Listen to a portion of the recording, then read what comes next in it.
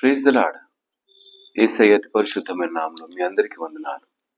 ఈ ఉదయకాలం లేఖన భాగం యోహాను సువార్త 6వ అధ్యాయం 27వ వచనం.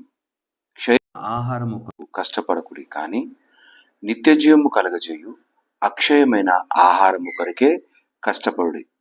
మనుష్య కుమారుడు దానిని మీకిచ్చును.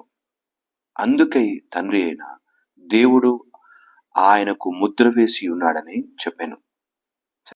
ఈ మాటలో ఆహారము గురించిన మాట. మనుషులకు భోజనము కావాలి. భోజనం ఉంటే బ్రతకగలం. భోజనము కొరకు అహర్నిశలు కష్టపడతాడు. ఎన్నో పనులు చేస్తాడు. ఎన్నో రకాల ప్రయత్నాలు చేస్తాడు. చివరికి కొంత భోజనం సంపాదించుకొని తన జీవితంలో నిలబడటానికి, బలంగా నిలబడటానికి. అయితే చేసిన ఈ భోజనం, ఈ బలం ఎప్పటికీ మనతో ఉంటుందా అంటే ఉండదు. బలహీనులమైపోతాం ఒక దినాన. మనలో బలం ఒడిగిపోతుంది ఒక దినాన. అయితే ఈ భోజనము కొరకు కష్టపడే దానిలో ఎంత మట్టుకు దేవుని వాక్యం కొరకే కష్టపడే వారంగా ఉంటున్నాం.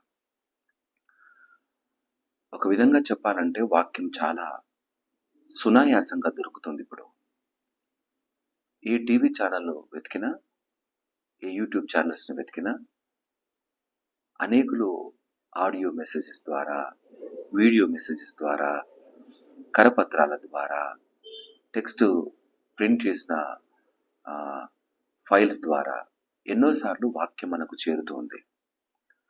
కొంతైనా సరే దాన్ని ఇష్టంగా వినగలిగి హృదయంలో దాచుకునే ప్రయత్నం చేయగలుగుతున్నామా? కష్టపడిపోతున్నాం. బ్రతకటానికి కష్టపడిపోతున్నాం. జీవితాన్ని జీవించడానికి కష్టపడుతున్నాం. కావలసిన సౌకర్యాలు పొందుకోవడానికి కష్టపడుతున్నాం. వీటిని కలిగి జీవిత ప్రయాణంలో అందరికన్నా ఉన్నతంగా నిలబడాలని కష్టపడుతున్నాం. ఈ కష్టంలో అక్షయమైన ఆహారం కొరకు ఎప్పుడైనా ఆలోచన కలిగి ఉంటున్నామా? వాక్యాన్ని ఎప్పుడెప్పుడు చదువుతున్నాం, ఎప్పుడెప్పుడు వింటున్నాం? ఆదివారం మాత్రమే దేవుని వాక్యం అనే ఆలోచన కలిగి ఉంటున్నామేమో. అదే భోజనానికి ప్రతి దినము కావాలి, ప్రతి పూట కావాలి.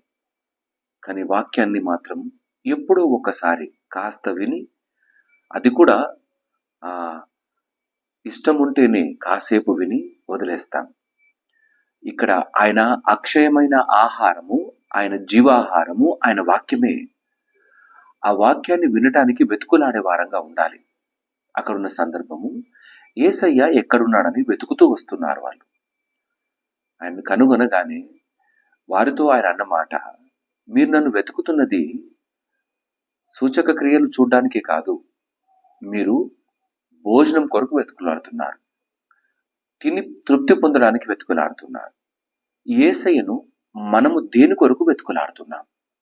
మన బ్రతుకుల్లో దేన్ని సంపాదించుకోవడానికి వెతుకులాడుతున్నాం? ఆరోగ్యమా? ధనమా? కుటుంబంలో దీవెనల, ఆశీర్వాదాల కొరక? అవన్నీ ఇస్తాడు, తప్పకిస్తాడు. ఇచ్చిన తర్వాత ఆయన్ని నమ్మకంగా వెంబడిస్తామా? తిరిగి మళ్ళీ ఈ లోకంలో పడిపోతాం. అక్షయమైన ఆహారము కొరకు వెతుకులాడేవాడు వాటిని ఎల్లవేళలా భుజిస్తూ ఆత్మీయమైన బలాన్ని పొందుకునే వెళ్తాడు. ఈ ఉదయకాలము మనము క్షయమైన వాటి కొరకు కష్టపడుతున్నామా, అక్షయమైన వాటి కొరకు కష్టపడుతున్నామా? ఈ ప్రశ్నకు సమాధానము మన హృదయాలు ఏమనిస్తున్నాయో ఒక్కసారి వినటానికి ప్రయత్నం చేద్దాం. ఆయన జీవాహారం ఇచ్చేవాడు, మనల్ని జీవింపజేసేవాడు, మన బ్రతుకులను బ్రతికింపజేస్తూ ముందుకు నడిపించేవాడు. ఈ అమూల్యమైన ఆయన మాటలను హృదయంలో దాచుకుందాం. మంచి క్రియలేంటో తెలుసా? ఆయన వాక్యాన్ని వినటమే. మంచి క్రియలు ఆయనలో మనము విశ్వాసంలో బ్రతకటమే. అట్టి బ్రతుకులో కొనసాగే వారంగా ఉందాం. ఈ భోజనం కొరకు, ఈ లోకంలోని సౌకర్యాల కొరకు కష్టపడి వెళ్తున్నాం. దాని కొరకు కష్టపడము తప్పేం కాదు. కానీ అంతకన్నా మించిన ఇష్టము దేవుని సన్నిధానాన్ని వెతకే వారంగా, ఆయన వాక్కును హృదయంలో దాచుకునే వారంగా, ఆయన కొరకు నమ్మకంగా బ్రతికే వారంగా ఉందాం. ఈ యొక్క ఉదయకాలం ఇటు నమ్మకమైన తీర్మానం చేసుకొని యేసయ్య ముందు అడుగుదాం. తప్పక ఆయన నీకు నమ్మకమైన, పరిశుద్ధమైన, విశ్వాసం కలిగిన వాక్యం వింటూ ముందు కొనసాగే జీవితాన్ని ఇస్తాడు. దేవుడి యొక్క మాటలు దీవించి ఆశీర్వదించును గాక. తల వంచుదాం, ప్రార్థన చేసుకుందాం. యేసయ్య మీకే వందనాలు. అనేక సార్లు మేము క్షయమైన వాటి కొరకే పరిగెడుతున్నాం. దేవా, మాకు నీ నుండి ఏమి కావాలో అవి మాత్రమే పొందుకోవడానికి ప్రయత్నం మేము చేస్తూ ఉన్నాం. నా తండ్రి, మాకు సహాయం దయచేయి. నా తండ్రి, మేము కేవలం ఆరోగ్యం కొరకు, ధనము కొరకు, నా తండ్రి మాకున్న కష్టాన్ని తీర్చుట కొరకు కాకుండా అయ్యా, ఆత్మీయతలో మేము లోతులో బ్రతుకుటకు, ఆత్మీయంగా నమ్మకమైన జీవితం కలిగి కొనసాగుటకు మాకు సహాయం దయచేయమని ప్రార్థన చేస్తూ ఉన్నాం. వందనాలు నా తండ్రి. కృప కలిగిన దేవ, దయ కలిగిన రాజా, నీ యొక్క కృపలో భద్రపరిచి మమ్మల్ందరినీ నీ రెక్కల చాటున దాచి నడిపించమని స్తుతులు చెల్లిస్తూ, వందనాలు చెల్లిస్తూ, మహిమ ఘనత ప్రభావాలను ఆరోపిస్తున్నాను. ఈ దిన దీవెన ఆశీర్వాదాలతో నింపి నడిపించమని యేసయ్య నామమున ప్రార్థించి వేడుకుంటున్నాము నా తండ్రి.